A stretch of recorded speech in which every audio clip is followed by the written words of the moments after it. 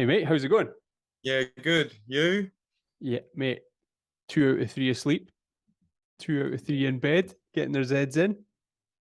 Mine, mine are not asleep. We're down the caravan, as you can probably tell, and Uh-huh. one of ours napped at about 4 o'clock on the beach. So yeah, it's going to be a very late night. But to be fair, they're at that age now where it's all right. To be fair, like I don't mind them being up. They're 7 and 3.5, so it's Yeah, not. those danger naps when they were younger, just the worst. When they would fall asleep half 3, 4, 5 o'clock, the worst. Yeah, because when they're little, you have no life. They're 100% on you. Mhm. So, but when they're like a little bit older, they go and play, or it's not as unpleasant. This, If that's the this right word. this is just going to be a couple of dads moaning for about 40 minutes. But mate, here, I Probably. appreciate we've started recording, and what you just said there, that's going to be in the show because I agree with you. Okay, It's no. those early years are tough. But mate, I appreciate you joining me, and I've followed all your stuff. And like when we spoke last week, when we kind of arranged this, I'm not surprised how quickly your profile and followers and everything have just gone through the roof because every time you come on and every time you post something, I'm like, yep, yeah, that's pretty much what's happening in my life. Or I mean, I Yeah, don't know. it's weird how quickly it has because I don't see it that way. Like even some of the videos that I've posted, I'm a bit like, should I post this? Should I not? Like just even the one today I post, I was a bit like, I could be better, but I just couldn't make it better. So I just posted it, and it's people love it. So it's I Yeah, don't know. you're just you're being honest. You're talking about the shit show that is sometimes parenthood, fatherhood, dad life. I Um, try and make it obviously 100% honest, but try and put like a funny spin on it because yeah, there's yeah, there's a way of showing something that doesn't come across like you're just completely being some miserable dad that hates life, yeah. I And don't that's get not that. me at all. So I hopefully it don't. doesn't come across like that. I don't get that from you at all. I get just like you say, it's sort of honest talk. It's honest, and I think it'd be a release. It's a release for me sometimes when I see you putting something. I was like, yeah, God, that gets on my nerves a wee bit as well. But there he is saying it. You know, Yeah. it's just you're talking honesty, and that's got to be the reason why it's related to so many people, and you've had such a good uptake. But I mean, when we spoke, you're not in media. You're not. You are. Don't take this. You're an average. You're a dad. You're a hardworking man, but you've just Yeah. got this social profile that's just grown. So I'm head of finance for a computer games company, a job that I love. But lockdown happened, and I've always wanted to try video. And then I followed people like Gary V and people like that, and they were like, get on TikTok. So I was like, everyone thinks TikTok's for kids, and I knew it was, and I knew that obviously it was at one time, but it was growing into something different, and you could see it was. Yeah. But none of my friends, none of my family, nobody knew about it. So I was like, look, I'll just test out some stuff on here. Um, if people, and then I started getting followers on there, and I was like, and people were relating to stuff. Like, I look back at stuff now, and I think, Christ, that was rubbish. But at the time, I thought it was great. um, I was getting followers and relating to people. I was sort of mixing up my content a little bit because I didn't really know what exactly where I wanted to go with it. But then I enjoyed doing the parenting stuff, and that was relating with a lot of people. And just kept going on with that. And now I've sort of channeled into that and gone on Instagram a few months ago, and that's where I love Instagram more. I didn't think you could grow a following on Instagram, and I thought that I was going to post a few videos on there, get slagged off, give up, but then it just it's taken off on there. So Have you had any trolls? I know you've posted a few things, and people have said maybe not hurtful comments, but come back at you in a few videos. Do you get that a lot? Do you get a lot of negative feedback? not do you know not that much. Not as much as some people. Some people get absolutely abused, but obviously some of their stuff asks for it really. Some a little bit, but I had a company do a compilation of my videos. They posted it a couple of days ago, and it's quite impressive actually. They asked for my permission, didn't know what they were going to do. They put a few of my best ones together. And they post on Facebook, and I'm not on Facebook at all. I don't post anything on Facebook, and because it's their channel and it's not me posting it, people are more brutal because Yeah. it's not me doing it. So they're more, and my wife screenshotted me some of the comments because I just don't bother looking, and some of them were just like, he sounds like he sounds like he's got some food in the front in his mouth while he's eating, and random comments like that. Some people like saying I was hot and all this, and then there's some just ripping you apart. Yeah. Yeah, you just But don't you know which way it's going to go, do you? But I mean, you must have a core following now. Of have you got this kind of army of dads that are kind of relating to you every time you post and sharing yeah, everything you're doing? 70% of my followers are women, mums, Is that because right? you can see that through the stats. Mm-hmm. But saying that, I get tons and tons of DMs from dads now. Probably more dads than mums, just saying, you know, they like my videos, really relate to them, and all this kind of stuff. And yeah, I'm gonna try and push more content mainly for dads. I was thinking about it earlier, just because all my stuff at the minute is more for generalized parenting and Yeah. not really emotions exactly what dads feel. Mm-hmm. Because obviously being a dad is different now. You're much more occupied with the kids. Not saying that's a bad thing, but you got dads are working as well. I know mums are, but dads are their default really is to work, bringing the bacon and all that. There's some stay-at-home dads, but majority do the work, and then they've got do the kids at home, and there's not a lot of time for anything else. Yeah. No, And I I get think it. and I think that's a lot of where the stresses come from. People get a little bit imbalanced in their life where they're literally working, coming home, it's stressful with the kids, going to bed, doing exactly the same thing the next day. And it's like, as much as you love your kids, obviously you love them to pieces, but you need other stuff to Yeah. keep you balanced, definitely. Yeah. I see. I've got this little community of dads in my local village here, just sort of east of Edinburgh, where we're based. We call ourselves the Dads and Dudes. And it's been going for about 2 months now, but just getting guys together. And me personally, we train, we do fitness together. None of us are personal trainers, none of us are got any experience in that, but we just work hard together, whether it be running, battle ropes, doing things, but getting guys together and talking about the stresses, talking Yeah, about the shit that goes on at home that, like you say, can really happen day after day after day. So we oh, meet up a couple of times a week, down the beach at the local football pitch. We get a sweat up, we do a fitness session, and then the best bit is often the chat what we have after when we're loading the kit away or we're having a blether.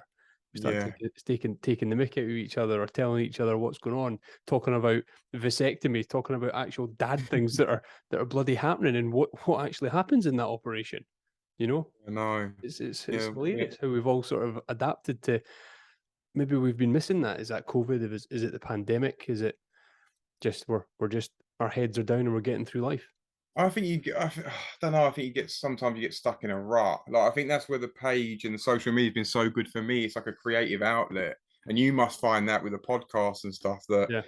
it's just something else to focus on and get excited about, Mhm. or goals and stuff like that. And yeah, work. Like if you love your job, that's great. But I think something creative or some gym or something like that is just so important Yeah. because just it comes to even I'm to be fair, I'm a very anxious person, incredibly anxious person. I had anxiety disorder 10 years ago, and it's never really fully gone.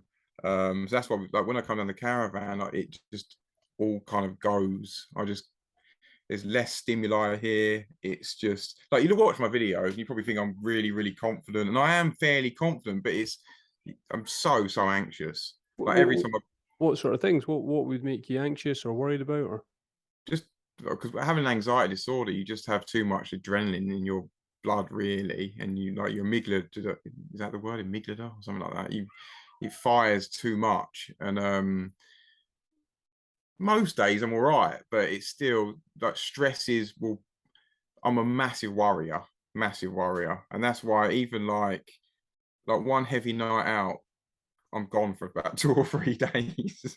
Don't want to post on social media. Don't want to do anything. Just the anxiety's just what as in like the hangover blues of no, oh, just a big worrier. Just like people. Have you ever suffered with anxiety yourself? Anything? work related? Yeah, work Yeah, related, and something I've recently had quite a lot of work done on my smile, on my teeth. Okay. because I was born without lateral incisors. So I'm 38 now, and just within the last 2 years, I've had work done, and I can smile now, and I've got a full set of teeth. You know, I got the Yeah, no, gaps you've got filled. nice teeth now. I got the gaps filled in, and Yeah. here, me talking to you and this going out on wherever it goes, the podcast.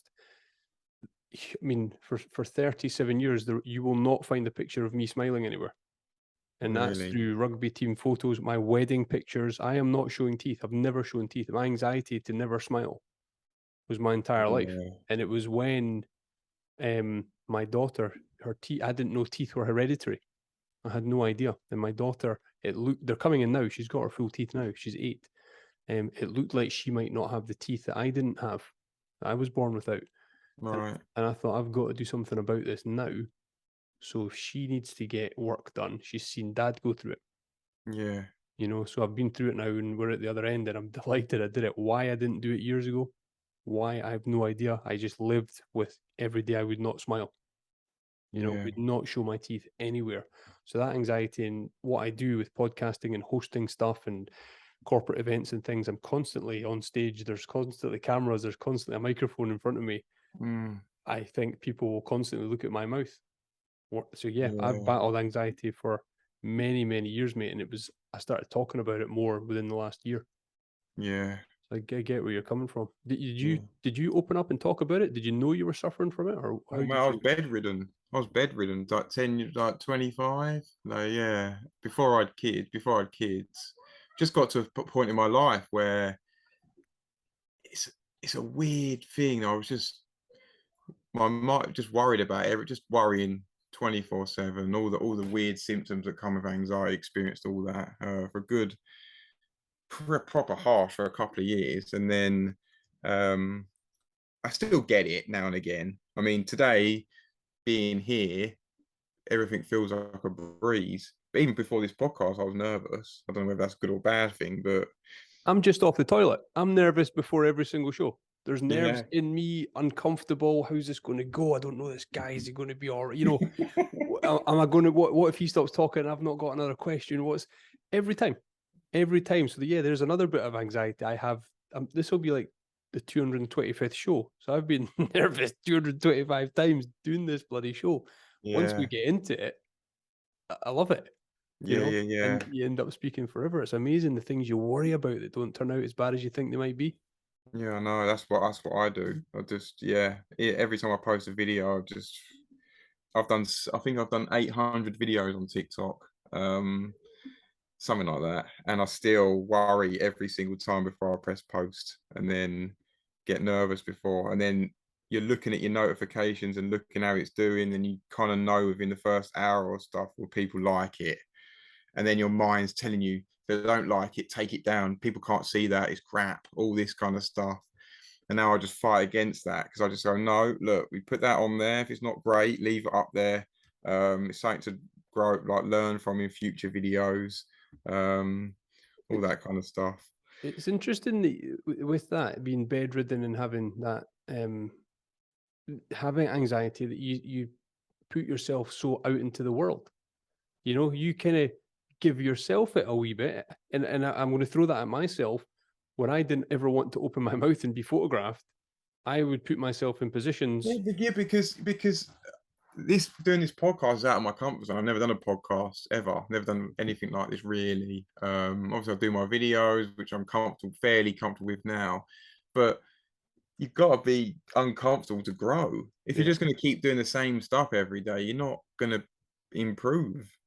yeah, And like you'll get stagnant. Like I could keep doing those videos, and yeah, I might get marginally better at the videos, but you need to do other stuff to really get better and progress and actually proper fulfill stuff, without yeah, getting too deep. That's how I look at stuff. If I'm nervous, I should do it. Like yeah, people get too like if they're nervous, it's brains to them not to do it. That's the complete opposite. If you're nervous, that's a sign to go and do it. Obviously you don't want to jump in massively in the deep end with stuff. Like if you've never been on if you've never done video and you jump on fucking ITV or something, yeah.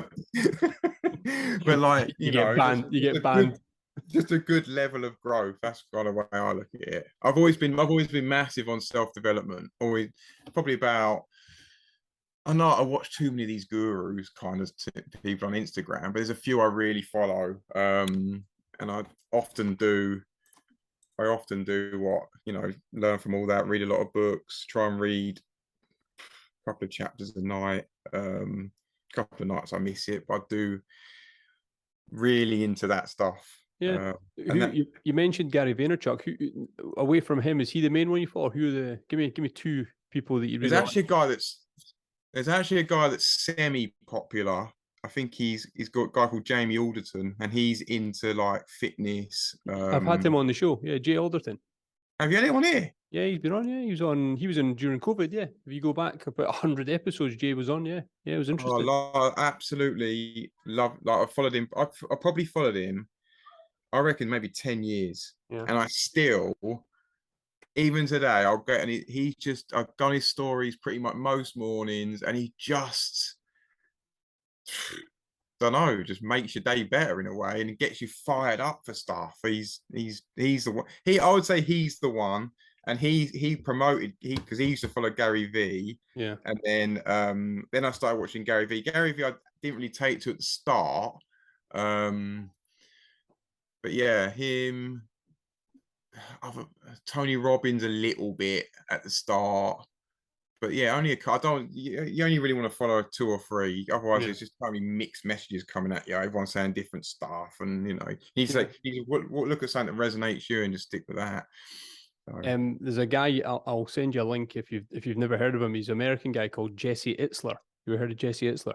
no, No, he's one of Gary V's mates. His wife's a billionaire. He's a multimillionaire. He's one of those guys. But he's got 3 kids, four kids, and he's just active. And he's got this thing called Build Your Life Resume, and it's about thinking about how many summers you've got left.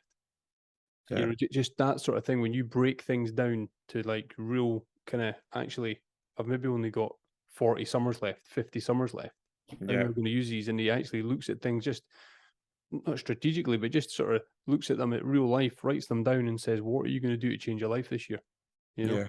And he's a guy. He's written a few books that real easy reads, but my God, do they connect? And he just turns sort of makes hard things a bit easier in your mind. So Jesse Itzler, he's an adventure athlete as well, so he's right up my street of a guy that I have this sort of hit list of guys I want to get on the podcast, guys and girls, and people that inspire me. Because I use Instagram for that. I use Instagram to be inspired. Yeah, same here. Yeah. Same here. I think like, sometimes I mindlessly scroll. I'm not saying I'm perfect, but I do try and go on there as a purpose and try and I do. And I only follow if someone's and people unfollow me every day.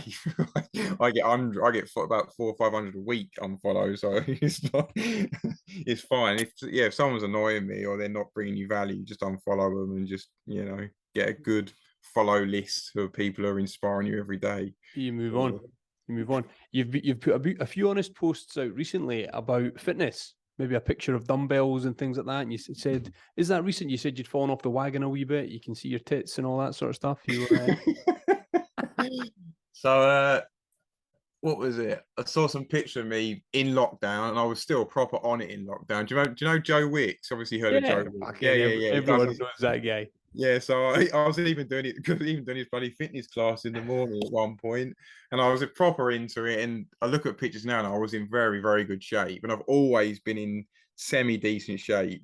And I've just I still go to the gym. I still do the exercise and stuff, but it's diet. I mean, I don't eat shit, but I don't. I used to weight peanuts. I used to weigh everything to get in that shape. Like you have to be proper structured with your calories. You have to know what you're eating every day. You have to know your maintenance, all that kind of stuff. And I was proper into that. Now just going from work, a couple of bags of crisps. But was that pre kids, or were you able to do that with kids? Oh no, I was doing that with kids. There's picture of me in 2016. I am shredded, really like not shredded, like not competition shredded, but you could see abs and all that kind of stuff. You're looking good, yeah. And that what was it for? Was it just for your self-esteem, for your own mindset? I was obsessed with it. Were I you? was absolutely obsessed with exercise. I was obsessed with being a fitness model. Not that I wanted to earn a living from being a fit. I just wanted to look like one. Like I've always wanted to look like that. And obviously, when you get to your mid-30s, I do exercise more for health now. Like today, I did like a 30, 25-minute run along the beach. Yeah. Not because I want to get abs, because I want to do a bit of exercise every day just to feel like, don't lose it, don't use it, you lose it, didn't you? Well, So you lose it quick. How yeah, quick do you use it? It takes ages to get it back, but as soon as you fall off that wagon, I've put stuff out, and with this group, I've the dads and dudes and all that. I talk a lot about, and you does stuff about dad bods, and the wife likes it, and who's got a good dad bod. I think there's a lot of guys that have got the dad bod that maybe don't want to look. They don't want the abs. They maybe don't want the biceps, this, that, and the other, but they want to be able to move with their kids, and they want to yeah, keep up with their kids, and they dread when their kid runs up the hill and they say, "Come on, dad," and fuck it, and the dad can't. yeah. I think there's a lot to be said about getting people together and And helping, and because that daunting thing of starting after you've not done it for so long it can just be off-putting if you're trying to do it on your own and you just quit and go back into that sort of wheel of chocolate, wine, beers, and chips. one thing, one thing I found with exercise, and it's pretty much everything in life, is momentum. So the first 1, 2, 3 sessions will be hard, but then you find the momentum and you start eating a little bit better. And I find if I'm going to the gym 4 or 5 times a week, I'm eating better because I'm almost like, why am I going there if I'm going to just come home and eat shit? There's no point. So going to the gym has a knock-on effect of your food, and then you have a knock-on effect of you think you go out drinking, you're a bit like in your mind, you're like, don't really want to ruin all that work I've done. Yep. So a lot of it is momentum with exercise. You just the first few week maybe might be challenging, but once you get going, like it's because I've got an online PT starting on we said the 1st of September, because I didn't want to do it here because I'm drinking most nights. It's like feels like I'm working during the day, but in the evening I'm in barbecues and all that. I'm not going to be weighing the meat before I put on the barbecue. Sorry, love, can you just weigh that sauce and measure that sauce? It's not going to happen here. So I said on the 1st of September, start, and I just said to him, like, I just need someone to just be with me on the journey in a way, because on my own at this age, I just feel like I'm not capable, but yeah, need someone with me to do it. How old are you? How old are you? 36. 36. I mean, I've got my wife knows this, and I can put it out there. When I turn 40 in 18 months' time, I want to feel the best I've ever felt. I Yeah, want to try and get. I used to play a lot of rugby. Used to be in pretty good nick as a rugby player. Never in like shredded or anything like that, but just good physical condition to play like 80 minutes of rugby, constant yeah, training. But that was mixed with constant alcohol every weekend. yeah, Every weekend, every team bus, every way home, every win or lose, you were on it.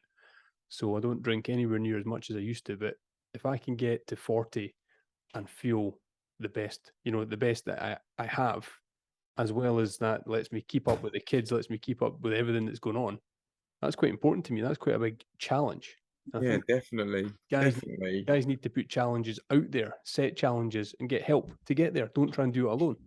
Yeah, and when this PT was showing me like before and afters, he was showing me this sort of middle-aged guy that he transformed, and he wasn't that fat, but he has a lot of fat around his organs, Yeah. and he was just like, this is a really, he looks okay, but he's just a really quite unhealthy guy, Hmm. and I don't think people realize, like, they get to like 40, 50, and it's as much as you want to be fit and healthy, it can be quite dangerous as well if if you Yeah. haven't looked after yourself and that. So Yeah, that's it. And the hardest thing is to start and to get it back. So yeah, well, good on you, mate, for setting that 1st of September.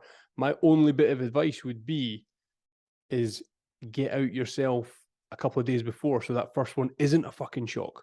You know, just try and do a little bit a couple of days before so you've actually got some mileage in the lungs. It's mate, it's not going to be the exercise. It's going to be a shock. It's the fucking calories. I've got a feeling I've already seen the calories he wants me to eat, and bloody hell, yeah.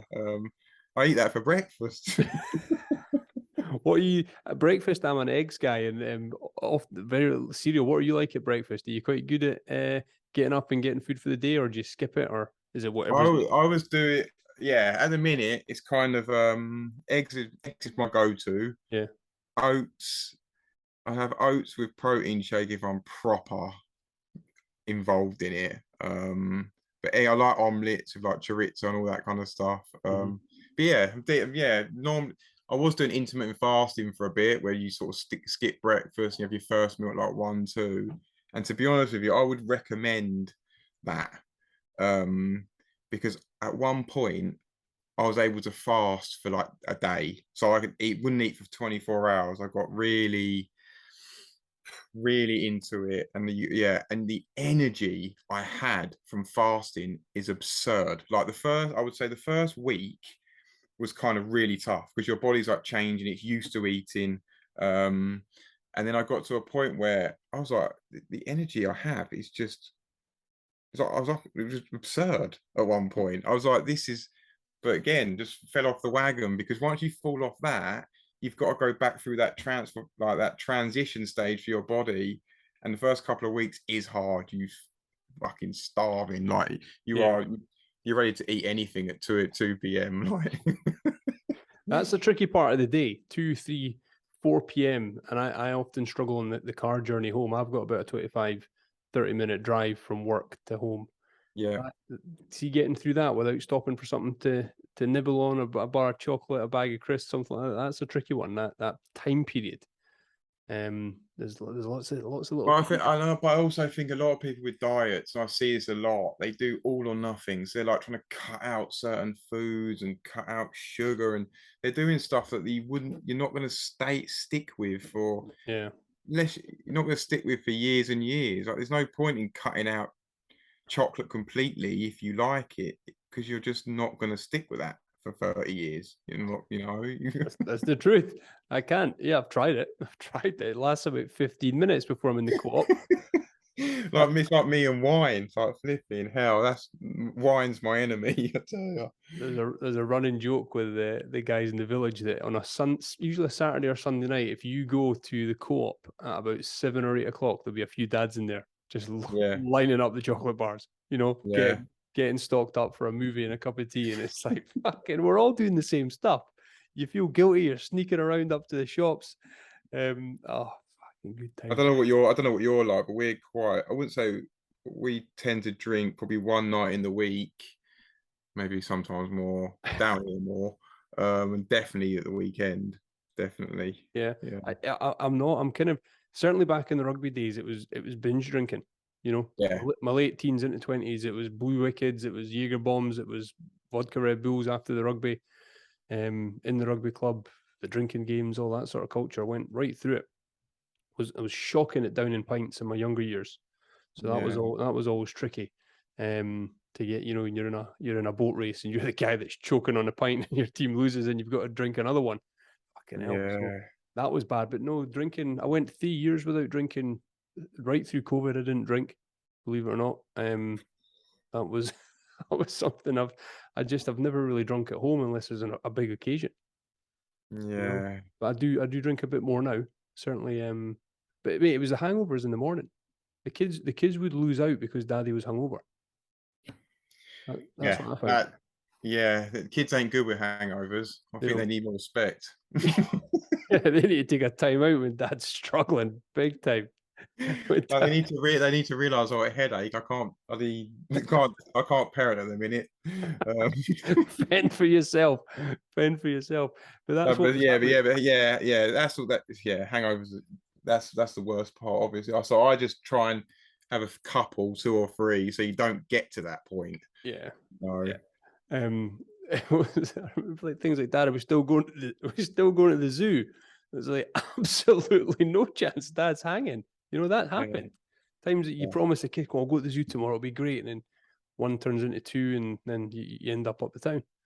Yeah, no. Mate, it's brutal. But here, look, let's get on to some of the funnies. You've done things like, not even funny, but I've been the dad or the husband that's come home to the house that's mayhem. And I have said to Abby, my better half, fucking hell, look at the state of the house. and you realize that is not the thing to say Oh, mate. when you actually appreciate how busy she has been. She's not had a second to herself all day. But it's amazing how your mindset when you come home, you think, "What have you been doing?" The thing is, I think there's some mums and dads that do tend to tidy all day. They will literally tidy all day, but then they sacrifice time with their kids because of that.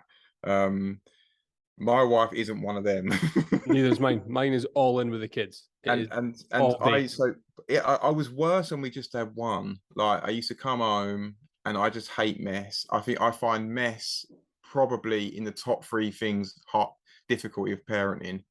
Like, your house is always messy.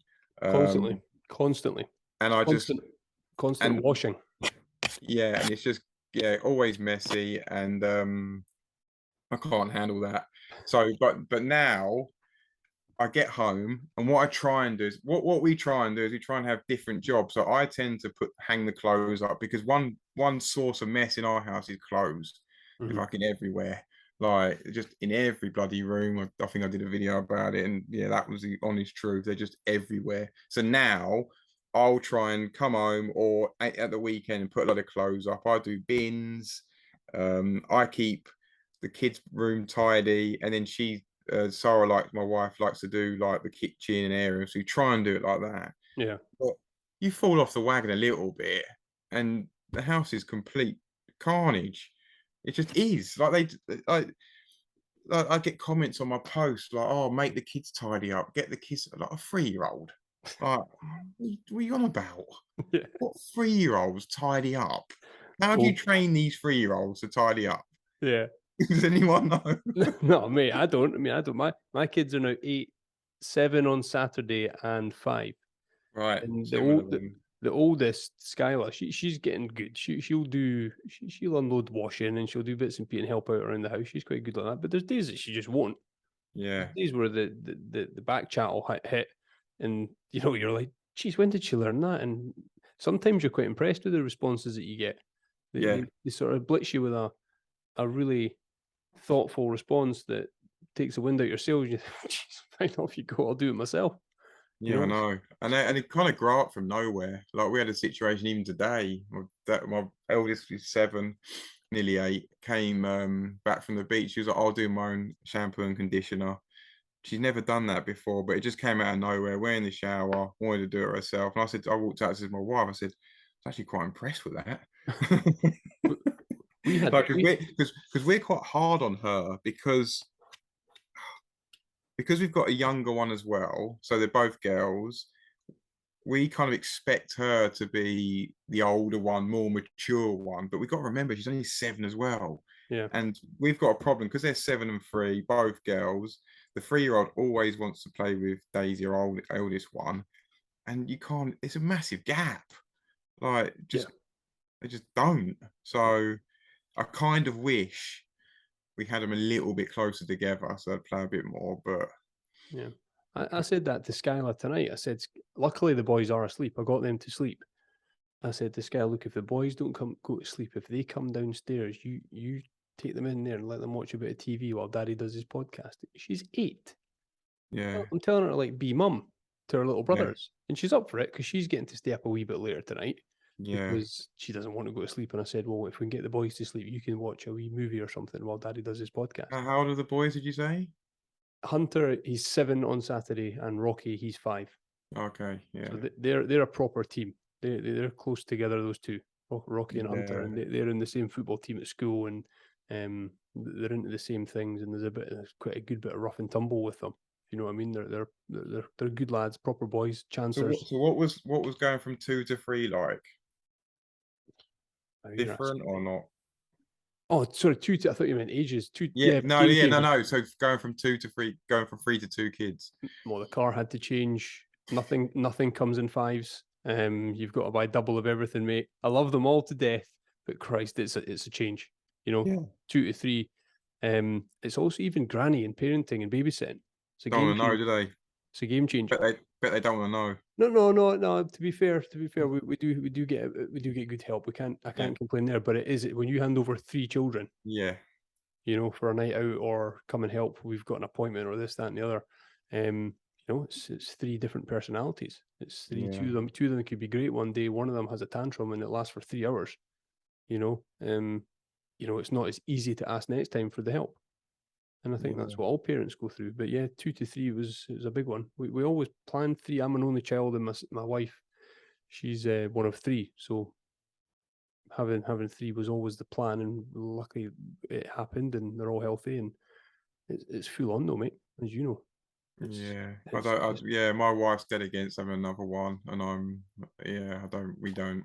think of the content, mate. Think of the content you'd be putting out with a newborn right now. Yeah,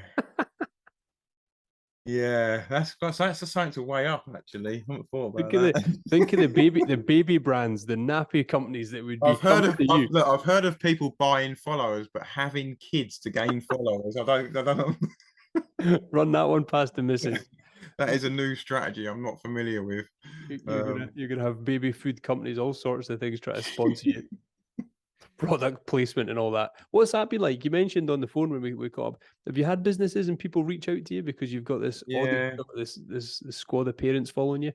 yeah. I've done a couple of bits. The thing is, you've got to weigh up the money and your followers. I don't want to just. I'm not going to promote crap or promote stuff there's no interest of my followers. It's disrespectful to them. It's just not nice. And obviously, but I obviously want to earn money from it. Yeah. You want to earn the rewards for getting that following, but so yeah, I get lots of inquiries, but not all. They're not fits, so you just don't go ahead. So um yeah, but that's becoming a lot more prominent now, especially with Instagram, I've got similar followers on Instagram and TikTok, but Instagram's seen more, more high regard for that sort of stuff. Yeah. Definitely. And would you ever reach out to a company that you want to work with? My wife says I should. She says I should be much more proactive with that. I just haven't. Yeah. Just yeah, no, I haven't. It's Mate, just I see you as like a cooking show, cooking for dads. Do you cook? Do you do all that sort of stuff? my wife does. She's wicked cook. She's amazing. Yeah.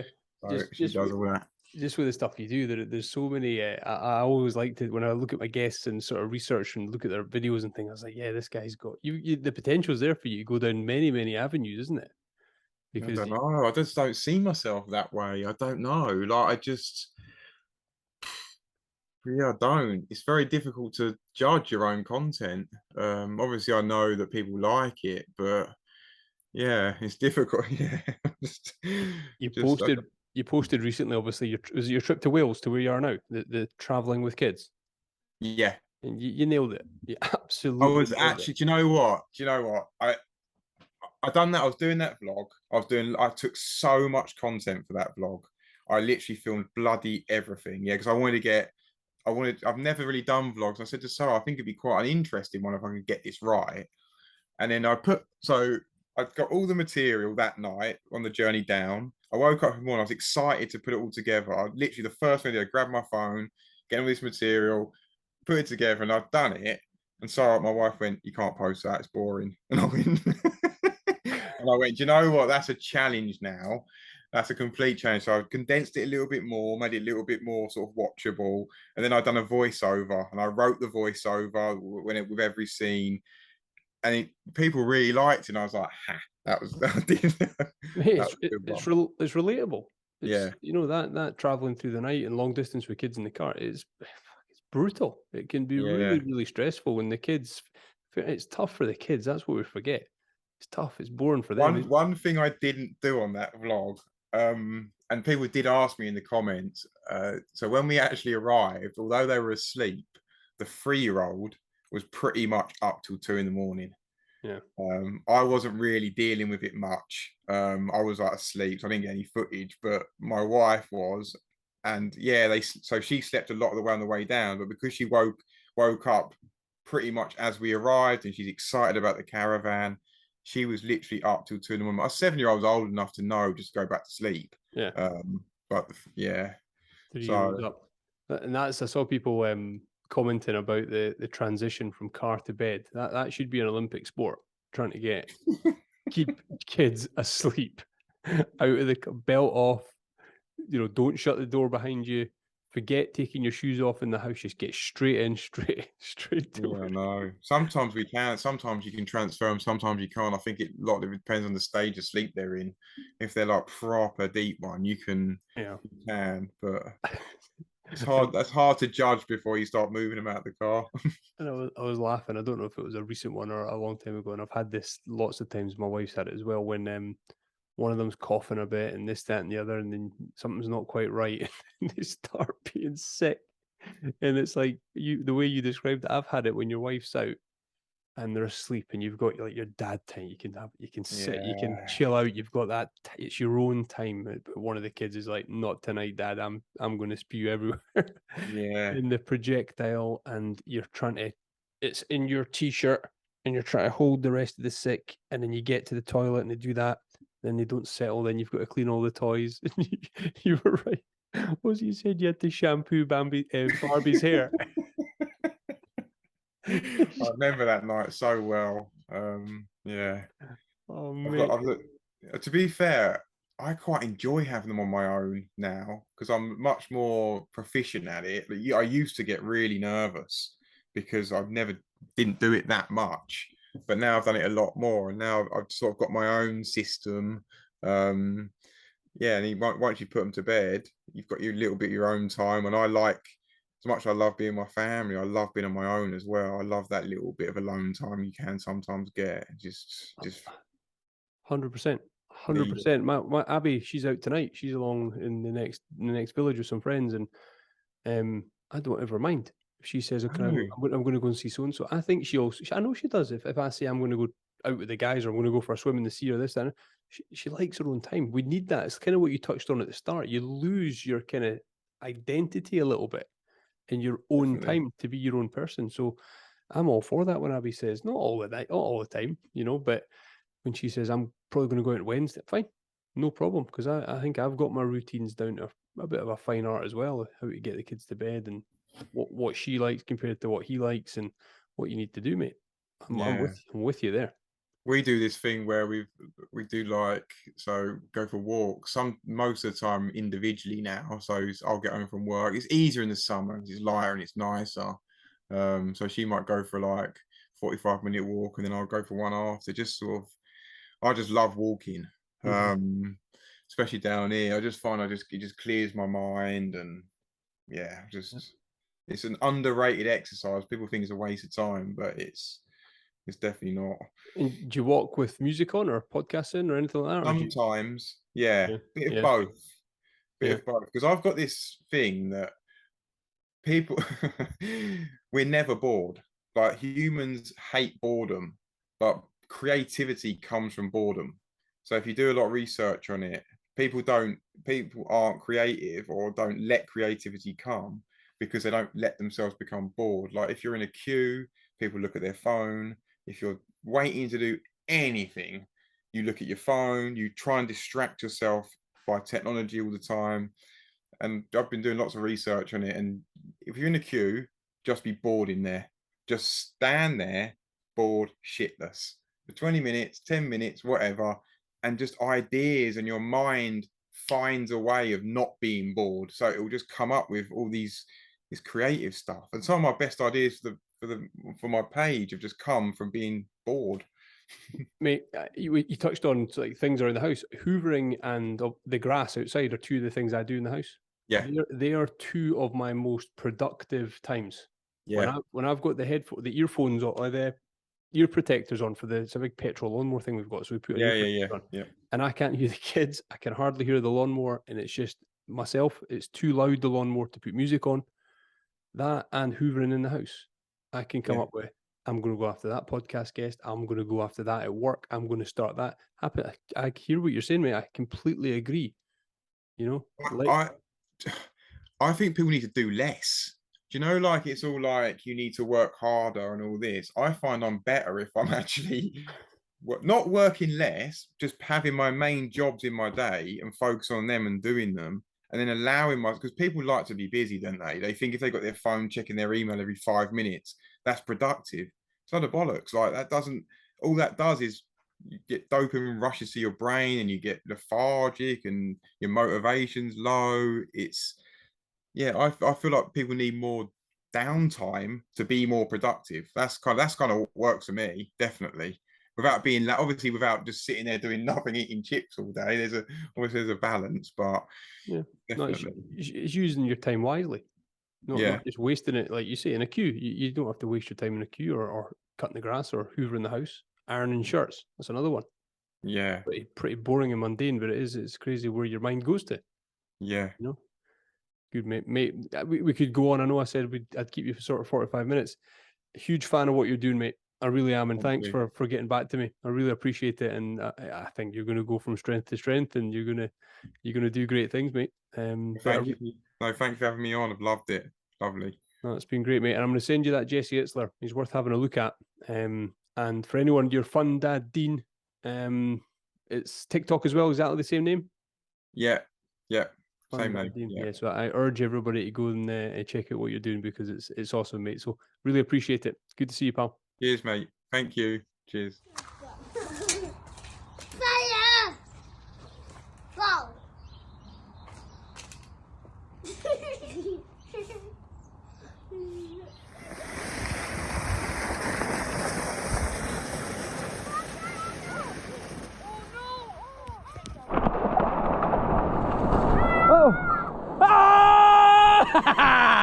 What was my time?